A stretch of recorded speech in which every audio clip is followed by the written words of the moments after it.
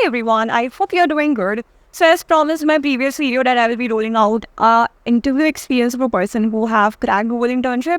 So this video is on the same. So I have with me Pranav who cracked the Google STEP internship while he was in second year of his college. So in this video, we are not just covering the qualification, the application process, but also getting into the interview process. We'll also be covering the experience once you land an internship with Google and what are the future aspects.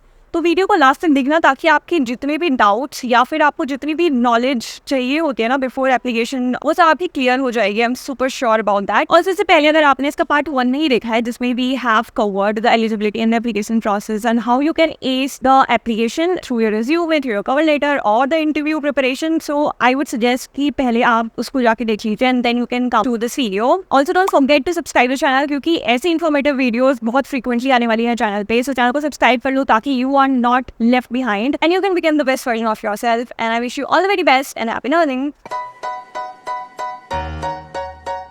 So first of all, thank you so much Pranav for taking out this time and accepting the invite.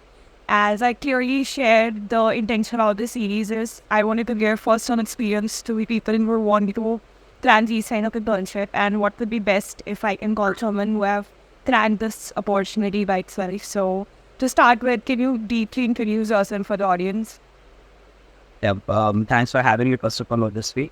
So yeah, I'm Pranav and I just graduated last week from IIT Guwahati at the more into Bangalore as the running Google. About me, I came from Mumbai and I love public speaking, debating, speaking and Netflix. So yeah, given a mic, I won't stop talking. So warning for you as well as the viewers. So yeah, that's about me in summary. Yeah, thank you so much and congratulations for the graduation. Yeah. Okay. So this topic, like this section, would mostly revolve around the Google STEP internship. So if you can brief, how did you came to know about this internship? All right. Yeah. So I was basically in my second semester, I believe, and I was just going through LinkedIn and several of my seniors that they're getting second year internships and like amazing companies like JPMC, Uber, etc., etc. And I was like, okay, is there any way that I can also track it? So first I did some frantic efforts on LinkedIn and I realized, okay, that's not the way to go over it. There has to be some structure to it. And then I went through the exact opportunity that's on campus. And that's how I got to know that Google STEP was one such opportunity for which I'm eligible. And I checked up with my seniors also, so they were also recommending that this is something you should go for. And then I went through the timelines, okay, that these are the timelines. And so I immediately started kicking off my preparation right from, I guess, nearly the end of second semester onwards. And my interviews, then applications interviews happened around the end of the third semester. So that was about from where I got to know Google STEP Internship. I pose this question because most of the people, students are not aware of all these kind of internships. So I just pose this question on behalf of them. So I have another question that if you can briefly touch upon the application process because you have been going through that process. Yep, sure. Yep. So like we said, first thing, knowing the opportunity itself is one of the most important and crucial things. A very good way to go about it is like checking up on seniors of your own college. And then also expanding your network on LinkedIn to see where others are being placed or getting opportunities. That's a very good pointer. And of course, going through the students' pages on all the top MNC companies, they so operate especially for students. So that's that. And as far as the application process went, so Google STEP application process varies by year. There have been slight modifications this year, but I had done it, I believe, 2 years ago, and that time it was like on campus. Google had come on campus for STEP internship hiring for college, and we had to firstly submit our resumes, and based on resume, they shortlist to the candidates for interviews, and they take 2 rounds of technical interviews, and based on the 2 rounds of technical interviews, you get hired. And so there's nothing more than that or less. But yeah, in off campus, I believe there's a telephonic screening round before you go to the technical round as such. And yeah, it varies. Like, I mean, this year onwards, they have started keeping an online coding round before moving on to the 2 rounds of technical interview. So yeah, it is a bit versatile in that matter, but primarily it's ESA and like 2 rounds of coding interview. And of course, a strong resume to land up to the interview process. I'll come back to interview and resume topic as well, but I have this one question that how did you prepare for this opportunity? Good. Okay. So how to okay, fine. So yeah, as far as the preparation went on, so like I told, first was the resume, and then second part was the interviews, the technical rounds. So firstly, what I did was I connected with my immediate seniors who got selected for Google STEP, and also those who did not get selected for Google STEP. So you get to learn from the mistakes and what went wrong over there. Based on that, I got an idea that what essentially is asked in the interview, because that is a primary piece of focus you have over there. And I got to know that, okay, like basic concepts of PSA are very much important, like searching, sorting, recursion, all that stuff. And then since it's the second year opportunity, it's a bit, they don't ask very advanced questions like graphs and DP, but having some knowledge about that is of course good. So they told that, okay, you must go through it on a basic level, that if at all you face a question, you are ready to solve it. So, and then I started preparing for those questions.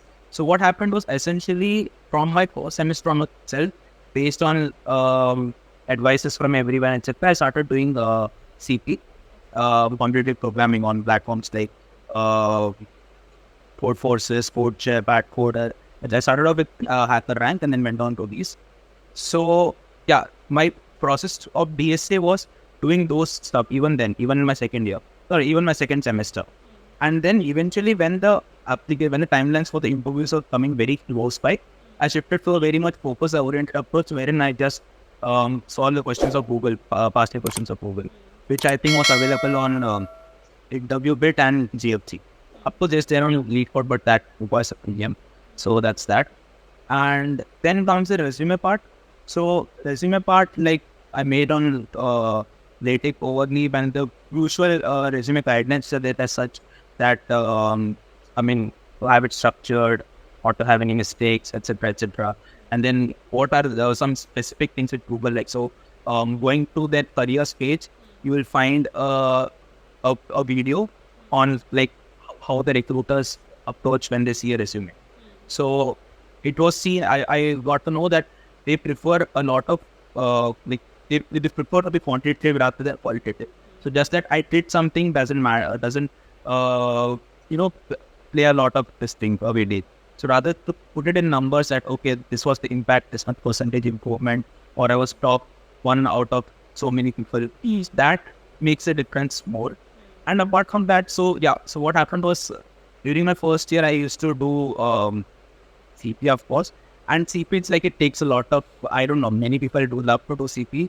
For me, after a point of time, I get burned out.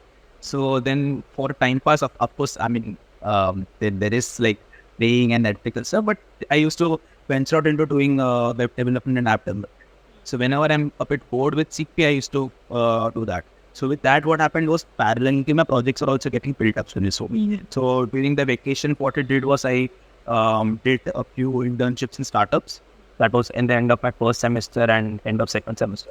So one way is that because of that, what happened is I got some amount of experience and confidence, I would say, in approaching interviews, like how to structure, how it starts with the introduction and the actual content of it, and then questions at the end, which is pretty much same in every interview.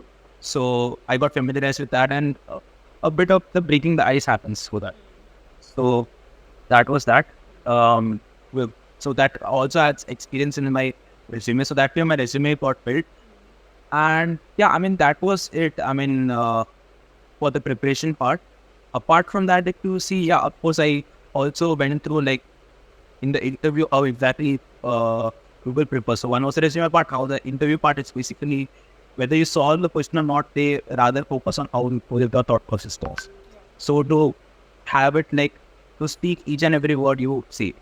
So whenever I did my practice questions, etc., I would try to, rather than just thinking, I would keep on speaking and thinking. So that creates that sort of a habit. Second thing is Google has a habit of taking interviews in technical round interviews in Google Doc rather than a proper ID. So I made a practice of doing, because the auto correction system, etc., can mess you up in the last moment. So I did, 4 or 5 days before some questions on Google Doc. Then I asked one of my seniors to take a mock interview of 19. And then a bit of luck. I was able to relate with you because once I also had no interview with Google, so they asked me to open Google Doc and write out. And this thing which you mentioned, think out loud, like whatever you are thinking, why you have used this approach, and then they ask you to optimize it, why you are using this loop and everything. So that works actually. So that's true. And you highlighted few of the points which I mentioned in my earlier video also. That while making it a resume, you have to quantify your results. It does not mean that you have optimized this process, but make sure you add some number on value like 20% optimized. So that good picture. True. Yeah. A shameless promotion, like probably in the end of the video, I'll share a blog article with you. It has complete description of how I went through the process. It's written by me only. I think I wrote it around a year ago. So, but it doesn't touch on the parts like after getting selected, what happened. So, I got lazy to write after that. So, at least part until that, what all I've told now and maybe a bit more in depth with relevant things would be there. So, that will also be shared. Thanks a lot. That would be really helpful for the aspirants. Also, I have this one question that what challenges did you face while you were preparing? There must be some challenges, right? And challenges, first of all, there's a lot of, a thing I just see common in every aspirant and even in me was lacking clarity in what to do for the preparation part. So you feel that there's a lot to do and you don't know where to start off. It's like I did a bit of graph and then I feel like I'm insecure that I'll get into TP, then I go to TP, then I feel that okay, my projects are not sufficient and I go to that and in the end nothing happens. So rather than that, having a bit of structure is always good.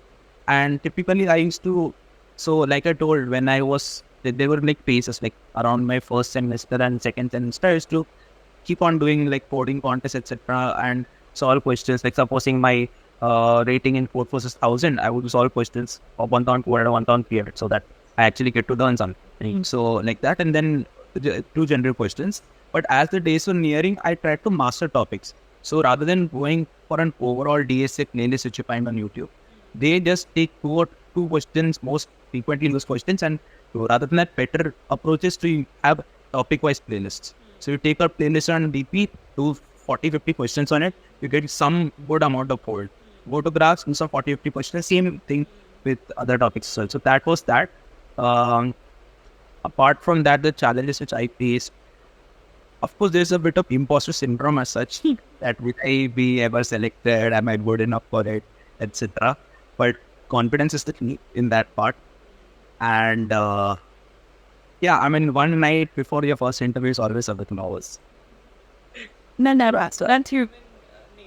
What essentially happened was, it was COVID for us, and we all were online, and our applications happened online, and then during the interview time, a bit before the interview, they called us to campus.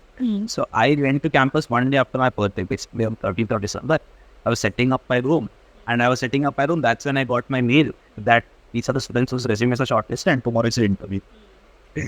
So it was like just the next day was my interview, and I'm like, I don't know what to. I mean, one thing my TL all told me that you prepared so far, that's sufficient. You're not going to do anything special in one day, so just chillax. And I also follow the same strategy, right? One day before the examination, I used to relax. Like nothing can happen, so we chill. You're tied to your mind to reiterate everything what you have learned. So that was I used to.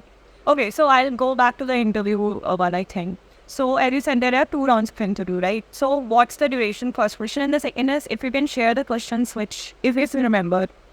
So what question asked? So basically, there are 2 rounds of, each round of interview is like 45 minutes each. And they aim that in 45 minutes, you're able to solve 2 questions. That is actually the ideal aim. So it starts out with an introduction of both the people who and the interviewer, and then they put the question, and they won't give you the second question right. Only after you solve the first question, you get the second one. And ideally, you should be able to solve both the questions for 45 minutes, and it's done. I wouldn't share exactly the questions as such. I mean, at least it will be on Google first. After that, I might share. But the questions I remember was the first interview. The question was from string manipulation.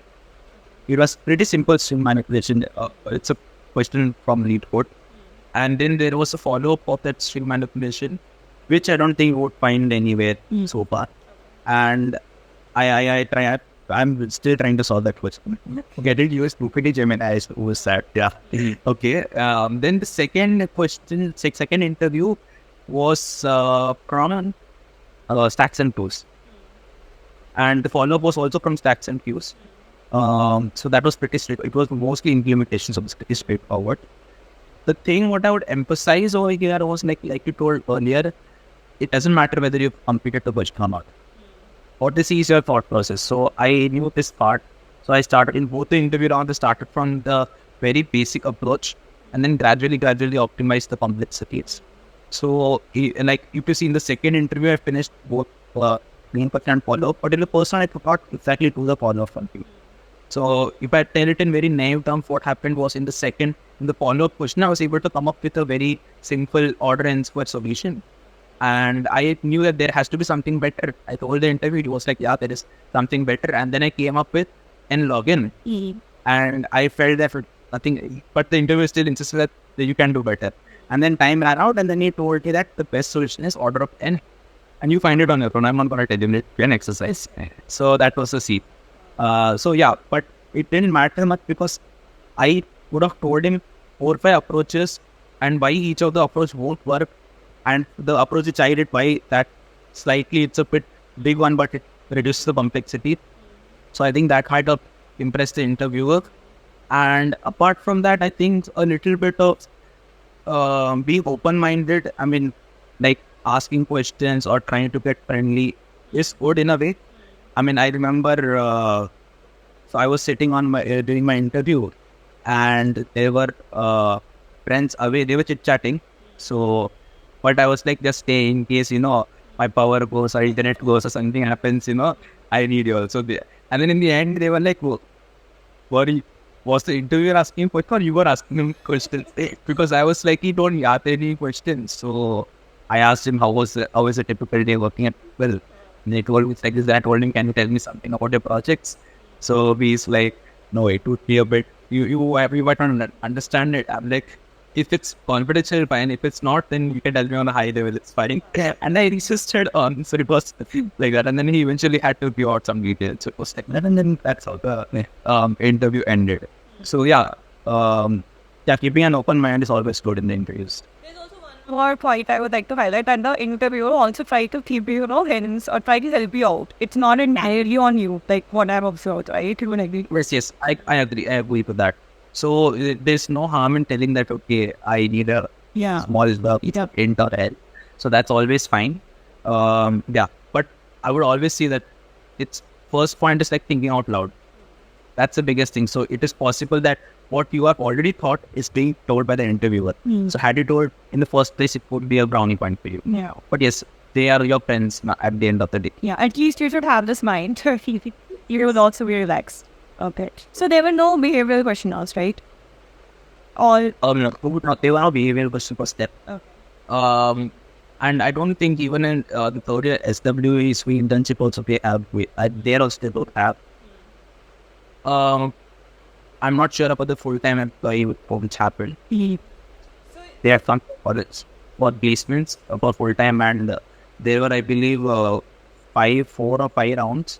Generally, they keep 6 rounds of interview, but as per college guidelines, they can't keep more than 4 or 5 rounds.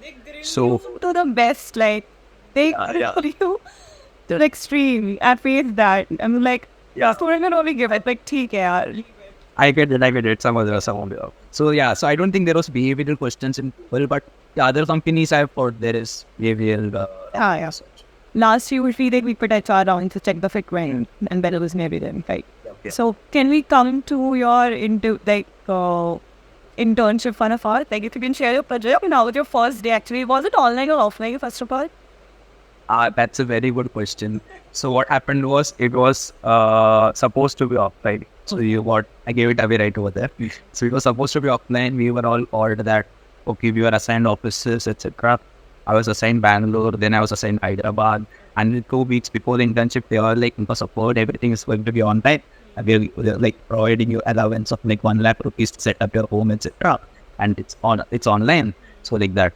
And then I joined, I realized that, okay, although my office, my entire team is in Bangalore, I'm like, that doesn't make sense. But okay, so again, I was a bit, I was too excited. I mean, compared to now that I'm joining, already twice I joined, now I'm not at all excited. But that back then I was really excited about joining and what is going to happen, etc. So typically, like I read in STEP, it was in online blogs, you typically read that there is a team of 5 interns, like two pairs and one design intern or something.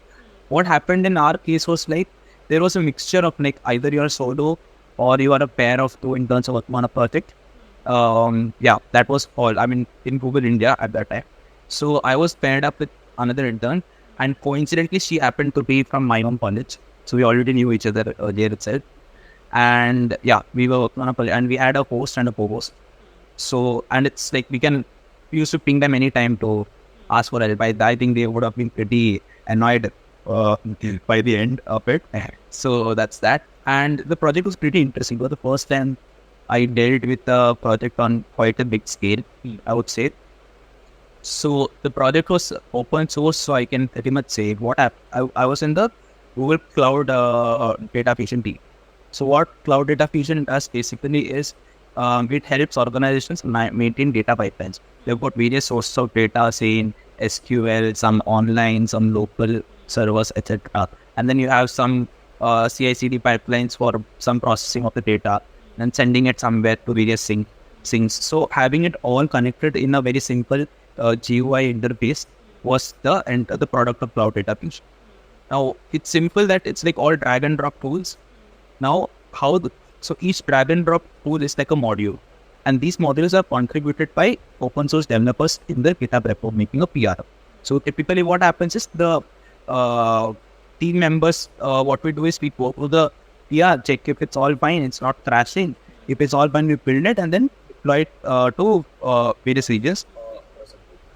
This entire process had to be automated from PR to deploy. It was typically a CI/CD problem, and it was pretty interesting because it's not just about getting it done, it is getting it done reliably and in an optimized manner. What happens if there are errors? What happens if partially it gets deployed in 6 regions and not in other 6 regions? So there were several cases to think of. So that I put our thinking hats on. Yeah, so it was another thing is, so internships were from 8 to 12 weeks, and you get to choose based on your availability and stuff. You can either go for 8, 10 or 12 weeks. So I had taken a 10-week internship based on my college vacation schedule. It was like that. And it was a project of 10 weeks. So that was how it was. Fortunately, we managed to finish the project completely. So what typically happens in the project is that normally managers set up for you the host or co-host, or you also have an option. You set milestones that, okay, this is my overall project. These are the milestones I'm going to complete. Like probably I break down the project into 6 or 7 milestones that, say, supposing milestone 1 is like setting up of the entire system, etc. Milestone 2 is like probably just sanity check of that push pull request. So you can just have some 6 or 7 milestones, appropriate ones. It's all up to you, and then you can set deliverables that, okay, these are my ETA that I plan to do it by this time, and so on. A big takeaway during the entire time was that even my host told me that engineering is not completely coding. So you're not a programmer, you're an engineer. So we used to spend a lot of time reading docs, making design docs, rather than directly jumping into coding. So I realized that, okay, you have to make design docs, get it approved by people. That takes time, provide various approaches, and it's just not like coding up your college project. And then eventually, once it's coded up, then get the code reviewed by people, etc. So it's a very lengthy process. So although the entire task, I think, could have been done at 2-3 weeks, it took 10 weeks because of the entire process. But it, in a way, it was both that it gave me exposure to that, and yeah, it's pretty much required in today's times. So that's that. Since it was offline, since it was online, we missed out on all the food and all. Yeah, right. I was about to say it fact, but I thought, let's see, we did one more 100% events, but now you're joining Google anyway. But while you was elaborating your experience, it's like internship is like a snippet of your corporate world. So you can decide also if you want to go there or not, CI/CD, and then review. Was there any review for interns? Like at the end of the internship or in mid-range? So what happens, like there is a midpoint evaluation and an endpoint evaluation. during midpoint evaluation, what happens is we get a form as interns that about the project and what is the project, we write it. So in some terms, we get a clarity, and then we also write that what is done so far, what we plan to do so far, what according to us is our weaknesses and strengths, etc. And then in a separate section, we also provide ratings for our posts and posts. And once it's submitted, our host and co-host gets to know that we have submitted. They don't get to see our response unless they submit theirs as well. And they write from their end that again the same stuff. And then after the project description, etc., they write what has been done by the intern so far. How well is the intern on the track? And then they Google has a metric of like needs improvement and meets expectations. So yeah, like that. It varies. Sometimes it meets expectations, sometimes exceeds expectations. But it's just basically two this thing you have, like a good or bad sort of thing, can say. And they give a few pointers, like one is ASA, one is communication, one is problem solving skills, one is technical problem solving. Then one is based on, I don't know the exact term. It's based on how well you are with the timelines and get it done. And the fifth one again. So there was one, I don't remember. So it's like that. So based on that, the posts and posts have to rate, and then we get to see what they have rated for us. So that essentially it doesn't really play a role in your offer, but it's just a pointer that how you should shape and make changes for the remainder of the internship. And then at the end of the internship, the same form we have to fill up again, and then they also fill up a form which is more elaborate, which we don't know exactly, but that goes directly to the recruiter, and based on that they make decisions on whether to hire back again or not. So that's how it looks like. So post this internship, you have to fetch the BPO, right? Yeah, no. So this was the second year internship. Okay. So based on that, got or a third year summer internship, and then a PPO like that. That's a good track actually. Like if you maintain your performance, and that's a good track. Like Yes, exactly. So those were very, right in my second semester, I checked with people, and then I saw that from our college there are 100% track record that whoever goes into step finally ends up with a PPO. So I'm like, ये तो करना ही है. That was the motivation. that is also sense like it's achievable. You can also do it if you're serious and oriented. Yeah, that's exactly. Although you have to share your key takeaways, but I was still now going to ask like final thoughts of advice or what to do, what not to do to the people like juniors to you who are aspiring to chances in themselves. Yeah, I'll just say in very generic terms, these are things people have already heard. First thing is like being persistent. Once you set a goal, work towards it. So by persistence, don't lose. It's fine that sometimes you feel though that preparation is yet to be done, etc. But on the overall broader picture, keep working towards it. Be consistent. Working for 1 hour every day is far better than working for 5 hours on board and leaving for the rest of it. So that's that. Be consistent, and then so don't have that imposter syndrome sort of thing. Then, as far as the Google STEP internship is concerned, first thing I would say is knowing the opportunity. That is the most foremost part. Knowing the opportunity, whether first of all Google comes on campus or is it off campus, whether you're eligible, if you're eligible, what are the chances of your selection, etc. Second most important thing is the timelines. When you apply off campus, if STEP internship is 6 months away and you apply now, it doesn't make any sense. But you apply during that time, there's a very high chance of landing an intern. So you knowing the timelines are the crucial part. Third thing is the preparation and resume. So one is getting a resume reviewed by several professionals and seniors, etc. who have already gone through the process, and also going through the expectations on a general candidate for Google, which you can find in their web page. Then the preparation part as such, again, back to the point one of consistency. Be consistent and have a pair ready that what takes. So typically I've seen most of the companies, they have a demo interview session on YouTube posted. Going through that's pretty good generally, because you get an idea like how it typically progresses, and what are the expectations of you. So yeah, that's that I would say. Well, Pretty much has covered all the things. Also, I would like to add one more thing, like maybe people should follow a strategy, like either complete the theory part first and then practice coding questions. That would help, right? Either going vice versa.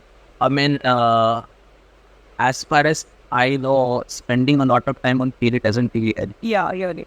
That's why I think understand the topic, like what is array, what is linked list and everything, and then jump directly to the coding questions. Exactly. I mean, typically some people are good at what do you say, reading, and some people are good at watching videos.